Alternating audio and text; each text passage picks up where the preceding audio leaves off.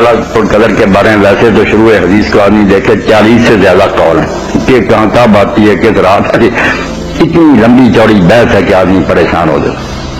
مگر امام ابو حنیفہ رحمۃ اللہ علیہ اور ان کے ساتھ حضرت ابن مسعود رضی اللہ عنہ کا کہنا یہ ہے کہ وہ سارے سال میں گھومتی ہے۔ اس سال جب قرآن نازل ہوا اتفاقاً اس وقت رمضان میں تھی، یہ کہیں نہیں آیا کہ وہ رمضان میں رہتی ہے، سارے رمضان میں گردش کرتی ہے، اس لیے وہ کہتے تھے میں یقم الحول جو سے بل لیلۃ القدر، جو سال تہجد پڑھے گا لیلۃ القدر مل جائے گی۔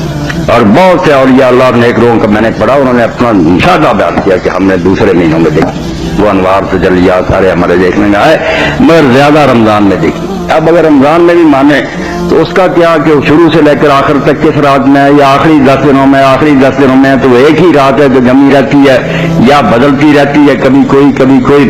اس کے بارے میں لوگوں نے اپنے مشاہدے لکھے۔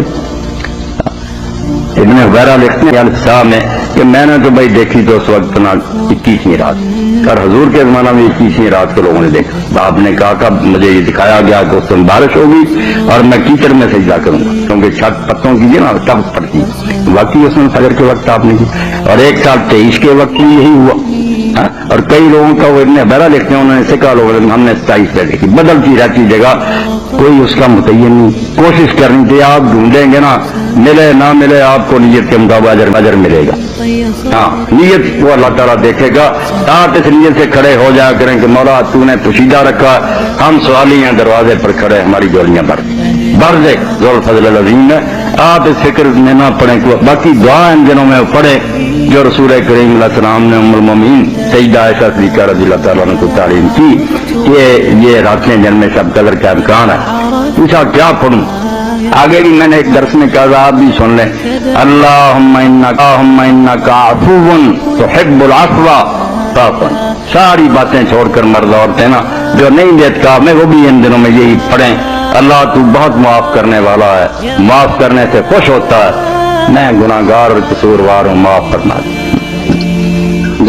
رحمت یہ چاہتی ہے کہ اپنی زبان سے کہہ دے گناہگار کے تکفیر ہو۔ میرے بھائی ان دنوں میں نا بس جوڑیاں پھیلاؤ کہ مجرم ہیں، قصوروار ہیں، نہ معلوم آئندہ یہ رمائے نہ آئے۔ حضرت جابر رضی اللہ عنہ کی یہ دعا بھی میں نے لکھوائی، لوگوں نے فوٹو اسٹیٹ کر کے تقسیم کر دی، یہ بھی پورے رمضان میں ہر سال پڑھنی چاہیے، اگر نہیں پڑھی آج سے شروع کر دیں۔ اللہم لا تجعلہ آخر العہد من صیامنا ایاہ، اے اللہ یہ روزے میرے آخری روزے نہ ہو، پھر موقع دینا۔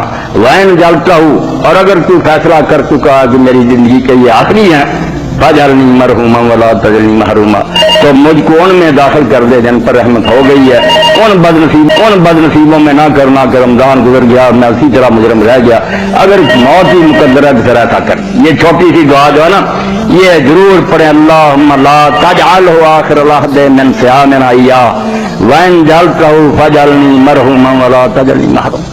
ہر بندہ سوچے آئے گا شاید رمضان یا نہیں آئے گا۔ کہ آپ کی اصل میں یہ بات ہے کہ آپ جانتے ہیں کہ لیلۃ القدر کو اللہ نے مخفی رکھا، اس کے رسول کو بھی علم دیا گیا، مگر آپ بتانے کے لیے آئے لوگ جھگڑ پڑے، وہ بات اسی طرح پوشیدہ رہ گئی۔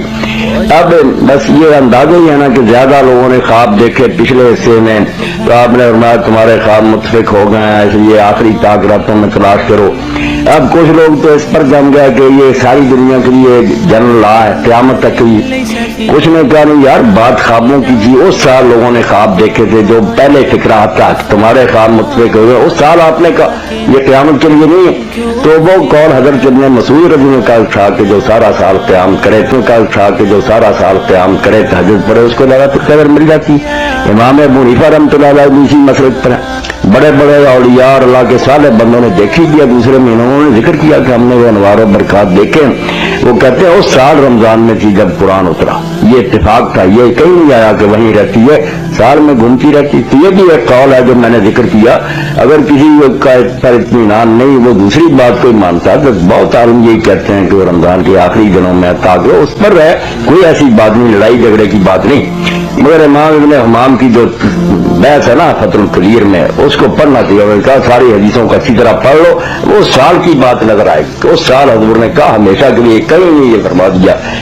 یہ بات علم والے لوگوں کے لیے میں نے عرض کر دی، پڑھ کر دیکھ رہے کیا نشانیاں ہوتی ہیں جی شب قدر کی؟ نشانیاں تو جو ہے ان سے اگر فیصلہ ہوتا میرے بھائی تو بات طے نہ ہو جاتی۔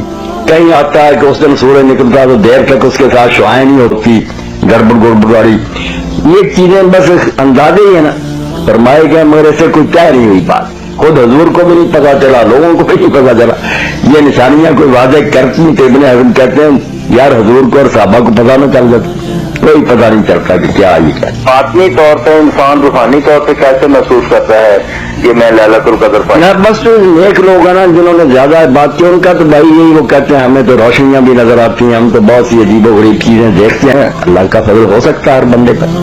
کئی لوگوں نے بتائی، شیخ الاکبر نے بہت جگہ تک فرمایا کہ میں نے اس مہینے میں بھی دیکھی، اس مہینے میں بھی۔ تو یہ ایسا تو نہیں کہ کسی شخص کو کسی رات نظر آئی ہے اور کسی کو کسی اور رات، اس کا بھی کوئی ڈر نہیں، ایسا بھی ہو سکتا ہے؟ آپ نیت رکھیں کہ اللہ تعالیٰ میری جوڑی بھر دے، ہو سکتا کسی کو کسی دن مل جائے، اللہ کا فضل کوئی محدود تو نہیں ہے، اللہ تعالیٰ نے اسے اوپن چھوڑا ہے۔ ہاں اوپن